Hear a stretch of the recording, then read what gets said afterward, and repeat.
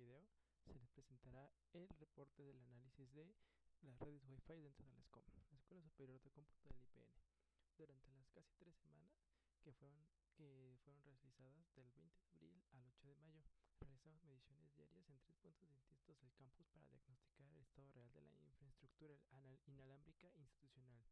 Usamos herramientas reales de campo y registramos en una hoja de Excel.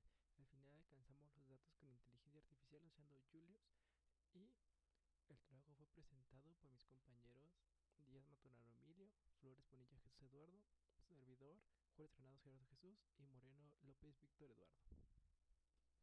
Las mediciones se realizaron en 3 zonas claves del SCOM, como lo fue el edificio de gobierno, que es una zona administrativa con oficinas y la biblioteca. Aquí hay muchas paredes y obstáculos físicos en los cuales la señal puede verse afectada en distintos sitios o puntos importantes. Después nos situamos por el laboratorio del edificio 5, por el aula 3108, una zona de alta densidad de equipos electrónicos, computadoras, routers y dispositivos que podrían generar interferencias de radiofrecuencia constantemente. Y por último, nuestro último punto de medición fue por el aula 1104, por el edificio 1. Un espacio con mucha demanda de conexión durante clases y con alumnos conectados a las laptops y celulares simultáneamente. Cada día se tomaron 3 mediciones, una de cada punto, para que los datos fueran totalmente comparables y consistentes. Con las herramientas y con los datos y con una mente establecida, empezamos a recolectar los datos y los fuimos organizando en un Excel. Y esa fue la manera en que nosotros organizamos ahora sí nuestros datos que fuimos recopilando. Poníamos lo que eran el ping, los promedios de subida, promedio de ping, dispositivos conectados, la intensidad, las tecnologías que eran, los marcas o modelos y las observaciones que íbamos recolectando. Eso lo fuimos tomando durante los días. Y ahora sí que en medios más específicos también desarrollamos una pequeña carpeta donde colocamos fotos de las mediciones que íbamos tomando esos días. Y por último, el análisis de lo que íbamos recopilando, más resumido, de las 3 estancias que nosotros que fuimos estudiando durante estos días. Las herramientas que ocupamos, de las 4 herramientas que utilizamos para recolectar información, la primera fue Fink, la cual nos ayudó a medir la velocidad de bajada, subida y latencia, para contar cuántos dispositivos estaban conectados a la red en ese momento. Y esta fue la que utilizamos en las 3 instancias que medimos para dichos datos y la recopilación de tales. También una de las herramientas que ocupamos fue el Wi-Fi Analyzer, para ver el espectro de canales, identificar en qué canal y banda opera cada uno de los puntos de acceso y medir la intensidad de la señal en dBm. Y pues para un control más completo, nosotros usamos recopilamos en imágenes de un documento Drive lo que sería la recopilación de las mediciones que tenemos. Esto solamente es un ejemplo de cómo se visualiza la pantalla y la información que nos muestra la imagen de espectros y las latencias que tiene. También el uso de NetSpots fue muy importante, ya que nos ayudó a generar mapas de calor en los que se mostraba visualmente cómo se distribuye la cobertura del internet o del Wi-Fi en cada uno de los edificios y en qué zonas no llegaba correctamente la señal, en qué zonas es más fuerte, y podemos comparar en qué lugares es mejor la conexión. Y por último, pero no menos importante, Julius.ai. Es una plataforma de análisis con inteligencia artificial donde cargamos nuestro Excel para obtener las correlaciones estadísticas, gráficas y un diagnóstico automático de la red. Nos ayudó a documentar de manera más eficiente los datos que recopilamos durante estas mediciones. Bueno, antes de todo, nosotros analizamos nuestros datos en la IA de Julius.ai y nos arrojó un informe y nos pudo resumir de manera más observativa nuestros datos. Y por ejemplo, aquí podemos ver que nos muestra la velocidad promedio de bajada de cada una de las 3 zonas, y desde aquí se nota una diferencia muy clara entre ellas. Yendo zona por zona, el salón de clase fue el punto con mejor desempeño en todo el campus. Tuvo una velocidad de bajada promedio de 73.78 megabytes por segundo y 69.33 velocidad de subida de megabytes por segundo, y tenía una latencia de 75.81 milisegundos. Esto teniendo el promedio de 707 dispositivos conectados. A pesar de ser el punto con más usuarios, fue el más estable. De ahí pasamos a lo que sería el laboratorio. El laboratorio fue el punto más problemático.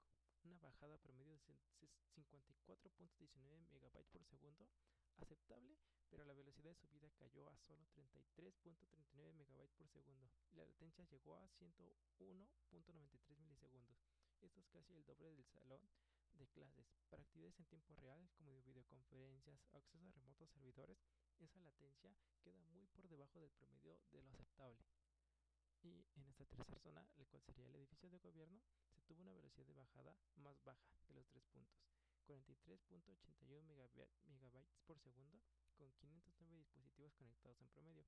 Esto sugiere un cuello de botella en la gestión del tráfico, probablemente relacionado con la configuración de los puntos de acceso en esta zona.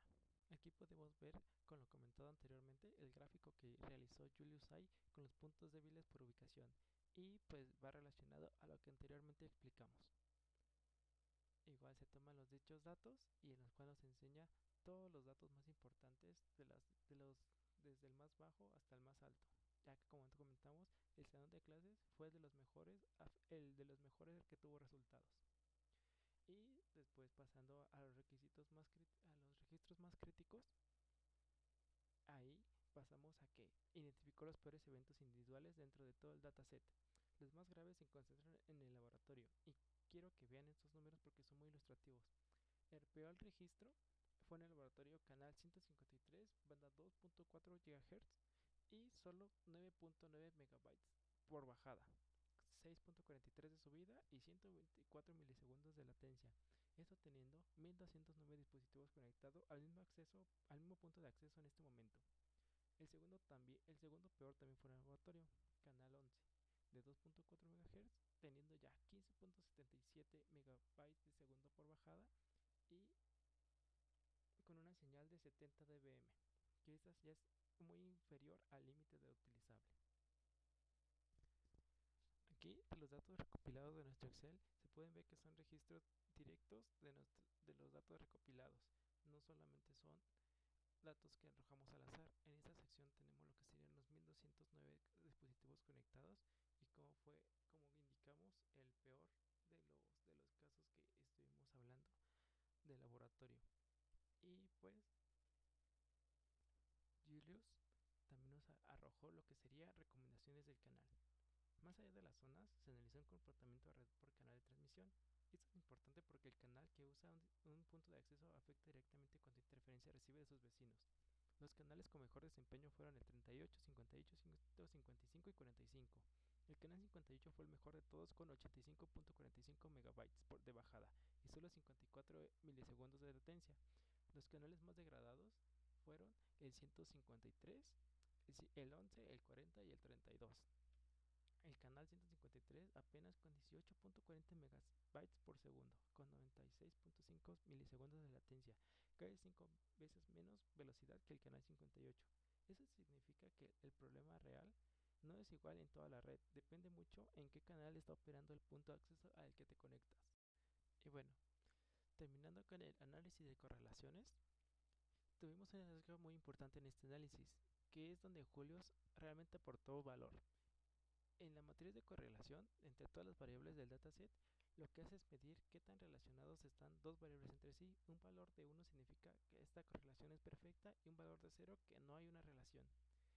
En la relación de 0.0003 es la correlación entre números de dispositivos conectados y la velocidad de bajada, prácticamente cero. Esto es muy importante porque demuestra estadísticamente que tener muchos usuarios conectados no es la causa principal de tener muchos problemas de caídas de velocidad. Intuitivamente uno pensaría que sí, pero los datos dicen lo contrario. Por ejemplo, en el valor de 0.65, es una cantidad moderadamente alta. Esto confirma que cuando un canal se degrada, lo hace en ambas direcciones al mismo tiempo, lo que apunta a un problema en el canal de transmisión.